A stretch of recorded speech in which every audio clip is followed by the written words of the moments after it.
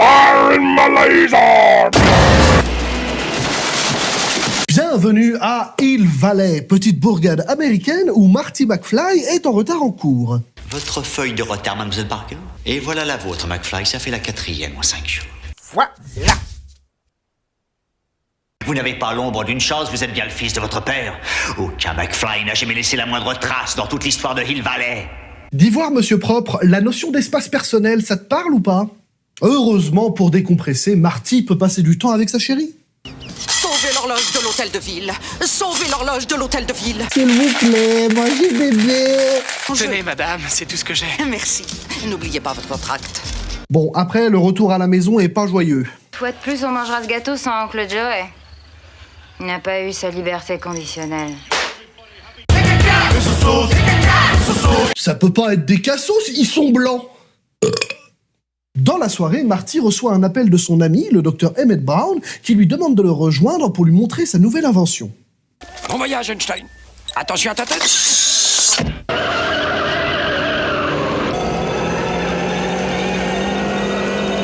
Marty, tu ramènes ton cul ici, j'ai pas envie de crever tout seul. Et voilà, le micro-ondes à clébard. En réalité, Doc a créé une machine à voyager dans le temps propulsée au plutonium. Plutonium qu'il a volé à des terroristes libyens, qui évidemment sont pas hyper joasses.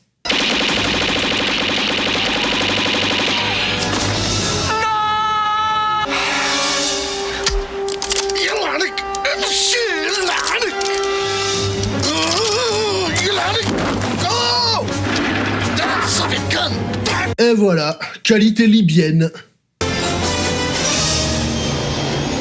Ils vont tirer au bazooka sur du plutonium, là. Et Marty arrive à s'enfuir avec la DeLorean et se retrouve propulsé en 1955.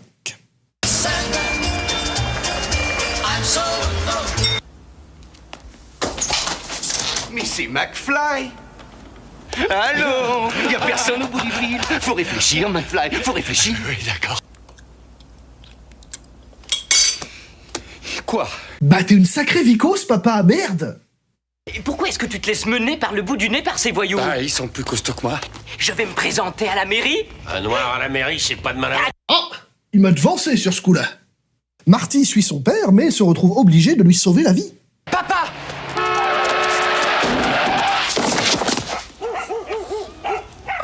Y a encore un de ces sales gamins qui s'est jeté sur ma voiture! Comment ça, encore? T'en as déjà buté combien, exactement? C'est normalement comme ça que son père aurait dû rencontrer sa mère. Mais comme il lui a sauvé la vie, c'est sur lui que sa mère jette son dévolu. Pierre du calme, vous avez une énorme bosse sur la tête. Vous savez, Pierre, c'est le premier slip move que je vois. Pierre, mais et pourquoi vous m'appelez toujours Pierre? C'est bien votre nom, Pierre Cardin. C'est marqué partout sur vos sous-vêtements. Pourquoi enlever le froc pour un coup sur la tête? Sam, regarde, c'est le petit jeune homme que tu as renversé avec l'auto. Dieu soit loué, il n'a rien. Merde! Ça veut dire qu'il faut que je l'enlève du tableau des scores? Alors c'est toi, mon oncle Joey. Faudrait mieux t'habituer à ces barreaux, tonton. Mais oui, Joey, il adore quand on le met dans son petit parc. Il pique des colères dès qu'on veut le faire sortir, alors on le laisse dedans tout le temps. Attendez qu'il cambriole une banque et viole deux grands-mères.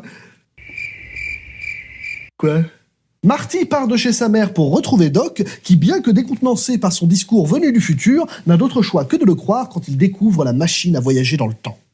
Ça marche à l'électricité, mais il faut une réaction nucléaire pour générer les 2,21 gigawatts d'électricité. 2,21 gigawatts 2,21 gigawatts!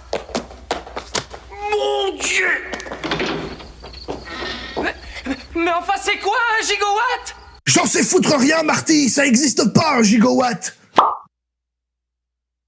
Doc pense donc qu'il est impossible pour Marty de retourner dans son époque, puisqu'il faudrait une puissance égale à celle du plutonium pour faire fonctionner la voiture. Mais la seule source d'énergie capable d'engendrer une puissance de 2,21 gigawatts, c'est la foudre et rien d'autre. Malheureusement, on ne peut jamais savoir où et quand elle va tomber. Mais si on le sait. Il faut que tu ne vois personne et que tu ne parles à personne. Si tu le faisais, ça pourrait avoir de très graves répercussions sur le futur. Tu comprends ça? Marty, tu n'es entré en contact avec personne aujourd'hui à part moi. Oh, bah j'ai bien failli troncher ma mère, mais à part ça, journée normale. Mission annexe pour Marty, donc, puisque, outre retourner à son époque, il doit également faire en sorte que ses parents tombent amoureux, sous peine de disparaître. Et lequel, ton papa? Mais c'est drôle. Ah, bravo, c'est malin. Je voudrais vous présenter mon vieil ami George McFly. Bonjour. Je suis enchanté de faire votre connaissance. Comment va votre tête? Oh, ça va. Doc, elle l'a même pas regardé une seule C'est fois. plus grave que je ne pensais. Tout se passe comme si ta mère avait jeté son dévolu sur toi et non sur ton père. Et attendez, doucement, Doc. Est-ce que vous essayez de me dire que ma mère... Que j'aurais un ticket avec ma mère? Malheureusement. Oh, dur, c'est pas le pied. Encore? Mais qu'est-ce que c'est que ces histoires de pieds? Non mais ça concerne OnlyFans, c'est un truc du futur, je vous en parlerai plus tard, Doc. Pour permettre à son père et à sa mère de se retrouver, Marty donne quelques conseils à son paternel, qui ont pas l'air de marcher des masses. George McFly, je vous étais dessiné. Non, je veux dire... destiné. Destiné, on était tous les deux destinés. Mais la parade amoureuse est vite interrompue par Biff, qui finira par se retrouver dans la merde, littéralement.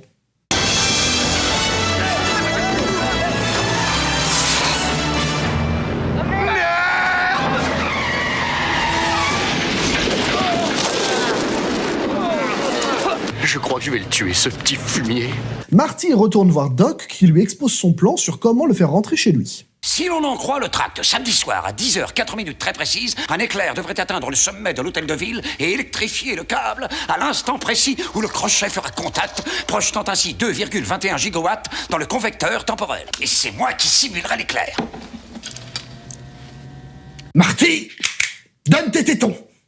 Sa mère l'ayant invité, lui, au bal de fin d'année, Marty n'a d'autre choix que de redoubler d'efforts pour faire en sorte que son père prenne son courage à deux mains. Toi, tu seras dans la voiture avec elle. Parfait, c'est bien. Et vers 9h, elle sera furieuse contre moi. Eh bien, pourquoi elle sera furieuse contre toi? Bon, parce qu'une fille bien est furieuse en général quand un garçon la serre d'un peu trop près. T'avais vraiment pas d'autre plan que de plotter ta mère. Je suis désolé, on fait pas ça à sa mère. Tu veux dire que tu vas lui toucher les... Non mais t'inquiète, je gère. Regarde. Je suis Spider-Man. C'est donc la soirée de la féerie dansante des sirènes où George McFly va briller par son charisme.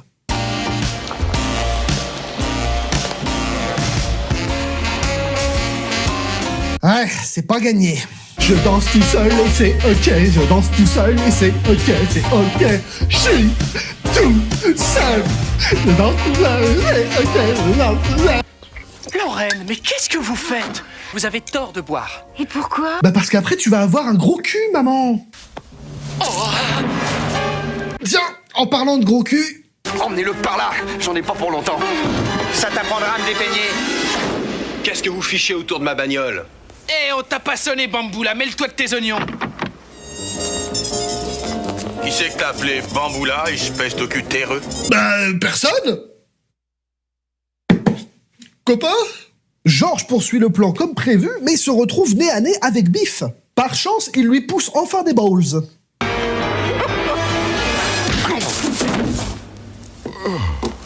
Ça va, Lorraine? Et voilà, mission réussie pour Marty qui a réuni ses deux parents. Si un jour vous avez des enfants, et que l'un d'eux, à l'âge de 8 ans, met le feu au tapis du salon sans le faire exprès, allez-y mollo avec lui. Alors les coups de martinet et les 8 jours dans la cave, on évite, d'accord? Mais pas le temps de discutailler, Marty doit vite retourner auprès de Doc pour son retour vers le futur. Enfin, techniquement, c'est son retour dans son présent à lui, mais retour dans le présent, ça aurait eu moins de gueule. Qu'est-ce qu'il fiche, merde?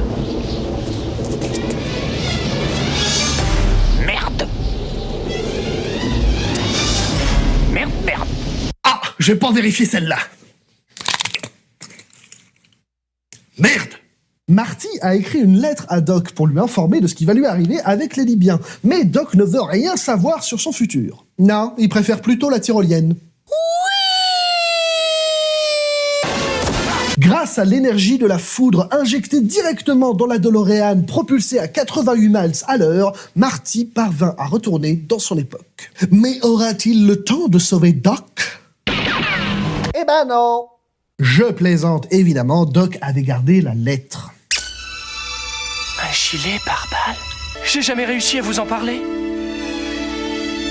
Mais alors, Doc, toutes ces histoires sur les risques de modifier le futur, le continuum espace-temps... Ben, je me suis dit, On bat les couilles, frère. Marty rentre donc chez lui et découvre que son père est un auteur à succès, sa famille n'est plus composée de cassos et que Biff est devenu leur larbin. Et en plus, il a même une voiture. Ah oui. Vous m'emmenez en balade, monsieur? Sauf que... Marty! Il faut que tu repartes avec moi! Où ça? Mais vers le futur! Qu'est-ce qui nous arrive dans le futur? On va devenir des vieux cons? Précisément, Marty! Il faut voyager 40 ans dans le futur pour empêcher des cons comme toi de voter pour Trump! C'est tout pour aujourd'hui, mesdames et messieurs, j'espère que ça vous a plu. Auquel cas, si vous souhaitez que cette vidéo subsiste à travers le temps, vous savez quoi faire. Abonnez-vous, mettez la cloche, likez, commentez, partagez, c'est ce qui fait vivre la chaîne. Quant à moi, il ne me reste plus qu'à vous dire... Kenavo, mes petits macros. Vous l'aimez pas si tôt, regardez sur la chaîne mes petits macros.